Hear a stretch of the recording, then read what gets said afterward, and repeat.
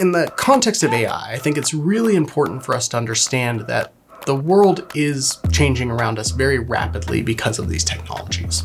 Even jobs like my own, as a professor at a fairly prestigious US-based university, these jobs are still at risk of being not necessarily replaced, but changed in really fundamental ways. So I have to start answering the question, how can I provide more value, right, over these AI algorithms? And that's a question that I think everyone needs to start really thinking about is, when you're using these tools, how can you yourself add value above and beyond what AI can do? That's a really interesting question.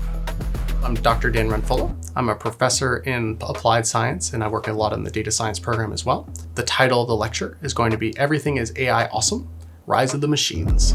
So this lecture, we're really going to be talking a lot about kind of the light and the dark side of AI. We're going to talk about the incredible potential that it has for us as a society. And we're going to talk a bit about the really scary things that come along with that, the risks to our society, the types of kind of economic upheaval that's likely to come out of that.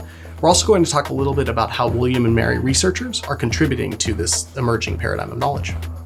It's important to remember with all of these new tools and technologies that there are, of course, risks, but we as a society have learned how to deal with these risks in a wide range of different contexts. So when we think about AI and the fears that we have, think about when cars first came. Everyone learned how to cross the road. We figured it out. We had to put in crosswalks and some other stoplights and other things, but we figured it out. We're at the same stage here, right? The cars are coming down the road. We haven't quite figured out how to cross the road, but we'll get there. And when we get there, I think it's going to open up a world of potential for what humans are capable of.